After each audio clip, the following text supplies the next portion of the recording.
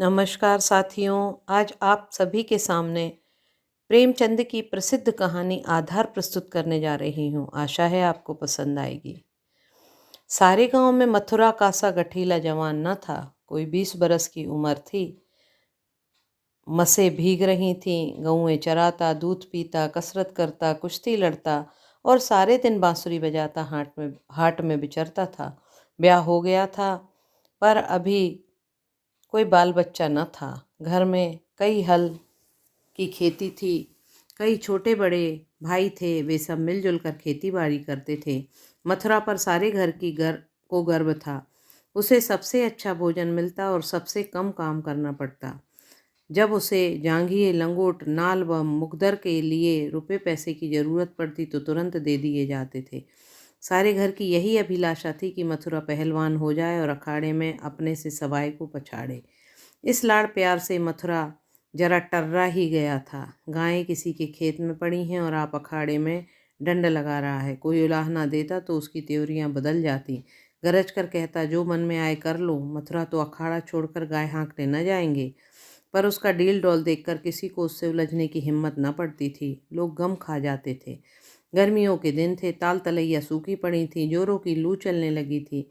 गांव में कहीं से एक सांड आ निकला और गऊओं के साथ हो लिया। सारे दिन तो गऊओं के साथ रहता, रात को बस्ती में घुस आता और खूंटों से बंधे बैलों को सींगों से मारता। कभी किसी की गीली दीवार सींगों से खोद डालता, कभी घर का कूड़ा सींगों से उड़ाता। कई किसानों ने साग भाजी लगा रखी थी, सारे दिन सींचते सींचते मरते थे। यह सांड रात को उन हरे भरे खेतों में पहुंच जाता और खेत का खेत तबाह कर देता। लोग उसे डंडों से मारते, गांव के बाहर भगा आते, लेकिन जरा देर में फिर गायों में पहुंच जाता। किसी की अक्ल काम न करती थी कि इस संकट को कैसे टाला जाए। मथुरा का घर गांव के बीच में था, इसलिए उसके बैलों को सांड से कोई हानि न पहुंची थी। गांव में उपद्रव मचा हुआ था और मथुरा को जरा भी चिंता न थी।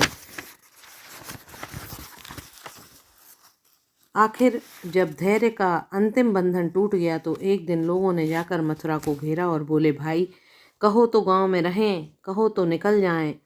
अब खेती ही ना बचेगी तो रहकर क्या करेंगे। तुम्हारी गायों के पीछे हमारा सत्यानाश हुआ जाता है और तुम अपने रंग में मस्त हो। अगर भगवान ने तुम्हें बल दिया है तो दूसरों की रक्षा करनी चाहिए, यह नहीं कि सबको पीस कर पी जाओ। सांड तुम्हारी गायों के कारण आता है और उसे भगाना तुम्हारा काम है, लेकिन तुम कानों में तेल डाले बैठे हो, मानो तुमसे कुछ मतलब ही नहीं। मथुरा को उनकी दशा पर दया आई। बलवान मनुष्य प्रायः दयालु होता है। बोला, अच्छा जाओ, हम आज सांड को भगा देंगे। एक आदमी ने कहा, दूर तक भगाना, नहीं तो फिर लौट आएगा। मथुरा ने लाठी कंधे पर रखते हुए उत्तर दिया, अब लौटकर नहीं आएगा। चिलचिलाती दोपहरी थी और मथुरा सांड को भगाए लिए जाता था। दोनों पसीने में तर थे। सांड बार बार गांव की ओर घूमने की चेष्टा करता, लेकिन मथुरा उसका इरादा ताड़कर दूर से ही उसकी राह छेक लेता। सांड क्रोध से उन्मत्त होकर कभी कभी पीछे मुड़कर मथुरा पर जोर करना चाहता, लेकिन उस समय मथुरा सामना बचाकर बगल से ताबड़तोड़ इतनी लाठियां जमाता कि सांड को फिर भागना पड़ता। कभी दोनों अरहर के खेतों में दौड़ते, कभी झाड़ियों में। अरहर की खूंटियों से मथुरा के पांव लहूलुहान हो रहे थे। झाड़ियों से धोती फट गई थी, पर उसे उस समय सांड का पीछा करने के सिवा और कोई सुधि न थी। गांव पर गांव आते थे और निकल जाते थे। मथुरा ने निश्चय कर लिया कि इसे नदी पार भगाए बिना दम न लूंगा। उसका कंठ सूख गया और आंखें लाल हो गई थीं। रोम रोम से चिंगारियां सी निकल रही थीं। दम उखड़ गया था, लेकिन वह एक क्षण के लिए भी दम न लेता था। 2-2.5 घंटे की दौड़ के बाद जाकर नदी नजर आई। यहीं हार जीत का फैसला होने वाला था। यहीं दोनों खिलाड़ियों को अपने अपने दांव पेच से जौहर दिखाने थे। सांड सोचता था, अगर नदी में उतरा तो यह मार ही डालेगा। एक बार जान लड़ाकर लौटने की कोशिश करनी चाहिए। मथुरा सोचता था, अगर यह लौट पड़ा तो इतनी मेहनत व्यर्थ ही जाएगी और गांव के लोग मुझे हंसी उड़ाएंगे। दोनों अपनी अपनी घात में थे। सांड ने बहुत चाहा तेज दौड़कर आगे निकल जाऊं और वहां से पीछे को फिरूं, पर मथुरा ने उसे मुड़ने का मौका न दिया। उसकी जान इस वक्त सुई की नोक पर थी। एक हाथ भी चूका और प्राण गए। जरा पैर फिसला और उसका उठना नसीब न होगा। आखिरकार मनुष्य ने पशु पर विजय पाई और सांड को नदी में घुसने के सिवाय और कोई उपाय न सूझा। मथुरा भी उसके पीछे पीछे नदी में बैठ गया और इतने डंडे लगाए कि उसकी लाठी टूट गई। जब मथुरा को दोनों को प्यास लगी, उसने नदी में मुंह लगा दिया और इस तरह हाँफ हाँफ कर पानी पीने लगा मानो सारी नदी पी जाएगा।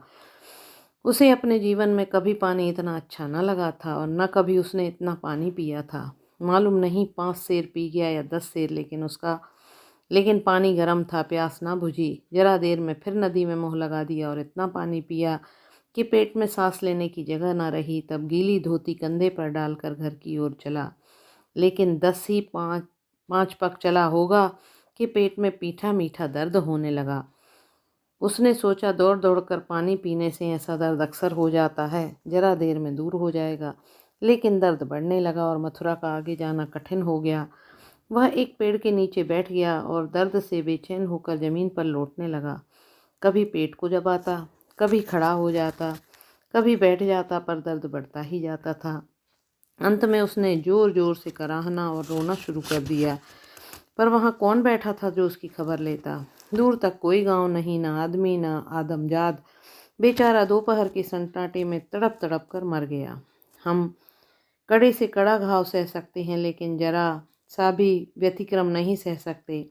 वही देव का सा जवान जो कोसों तक सांड को भगाता चला आया था, तत्वों के विरोध का एक बार भी न सह सका।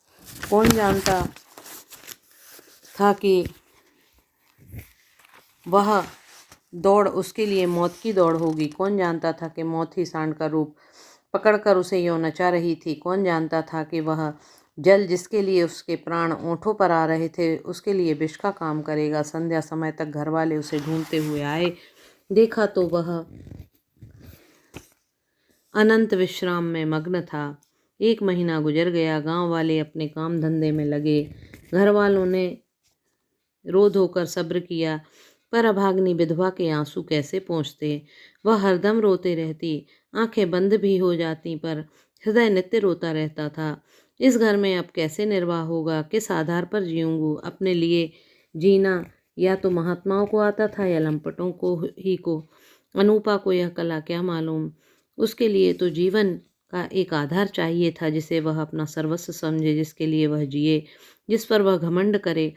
घर वालों को वह गंवारा ना था कि वह कोई दूसरा घर करे, इसमें बदनामी थी। इसके सिवा ऐसी सुशील घर के कामों में, ऐसी कुशल लेन देन के मामले में, इतनी चतुर और रंग रूप में ऐसी सराहनीय स्त्री का किसी दूसरे के घर पड़ जाना भी उन्हें असह्य था। इधर अनूपा के मैके वाले एक जगह बातचीत पक्की कर रहे थे।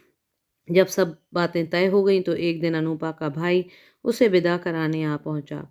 अब तो घर में खलबली मची। इधर से कहा गया, हम विदा ना करेंगे। भाई ने कहा, हम विदा किए कराए मानेंगे नहीं। गांव के आदमी जमा हो गए, पंचायत होने लगी। यह निश्चय हुआ कि अनूपा पर छोड़ दिया जाए, उसका जी चाहे चली जाए, जी चाहे रहे। यहाँ गांव वालों को विश्वास था कि अनूपा इतनी जल्दी दूसरा घर करने पर राजी ना होगी।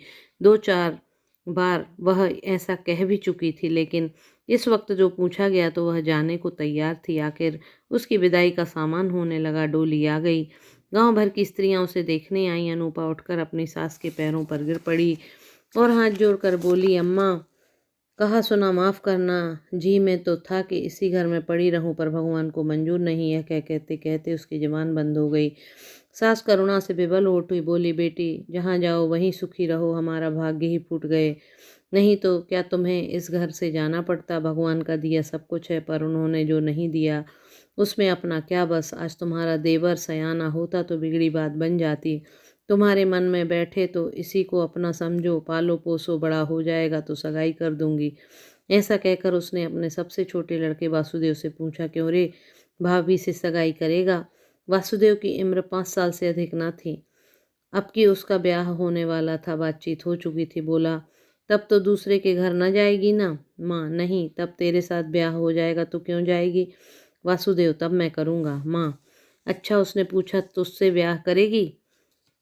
वासुदेव अनूपा की गोद में जा बैठा और शर्माता हुआ बोला, हमसे ब्याह करेगी। यह कहकर वह हंसने लगा, लेकिन अनूपा की आंखें डबडबा आईं। वासुदेव को छाती से लगाती हुई बोली, अम्मा, दिल से कहती हो। सास, भगवान जानते हैं, अनूपा, तो आज से यह मेरे हो गए। सास: हाँ, सारा गांव देख रहा है। अनूपा: तो भैया से कह दो घर जाएं, मैं उनके साथ नहीं जाऊंगी। अनूपा को जीवन के लिए आधार की जरूरत थी, वह आधार मिल गया। सेवा मनुष्य की स्वाभाविक वृत्ति है, सेवा ही उसके जीवन का आधार है। अनूपा ने वासुदेव को पालना पोषना शुरू कर दिया, उसे उपटन और तेल लगाती, दूध रोटी मलमल कर खिलाती। आप तालाब नहाने जाती तो उसे भी नहलाती, खेत में जाती तो उसे साथ ले जाती। थोड़े ही दिनों में वह उसे इतना हिल मिल गया कि वह एक क्षण के लिए भी न उसे छोड़ता। माँ को भूल गया।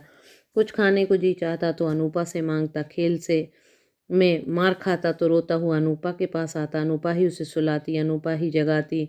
बीमार हो तो अनूपा ही गोद में लेकर बदलू वैद्य के घर जाती, वहीं दवाएं पिलाती। गांव के स्त्री पुरुष उसकी यह प्रेम तपस्या देखते और दांतों तले उंगली दबाते। पहले बिरले ही किसी को उस पर विश्वास था। लोग समझते थे साल 2 साल में उसका जी उब जाएगा और किसी तरह का रास्ता लेगी। इस दूध मुहे बालक के नाम पर कब तक बैठी रहेगी, लेकिन वह सारी आकांक्षाएं निर्मूल निकली। अनूपा को किसी ने अपने व्रत से विचलित होते ना देखा। जिस हृदय से सेवा का स्रोत बह रहा है, स्वाधीन सेवा का, उसमें वासनाओं के लिए कहाँ स्थान। वासना का वार निर्मम, आशाहीन, आधारहीन प्राणियों ही पर होता है। चोर ही अंधेरे ही में चलती है, उजाले में नहीं। वासुदेव को भी कसरत का शौक था। उसकी शक्ल सूरत मथुरा से मिलती जुलती थी, डील डोल भी वैसा ही था। उसने भी अखाड़ा जगाया और उसकी बांसुरी की तानें फिर खेतों में गूंजने लगीं।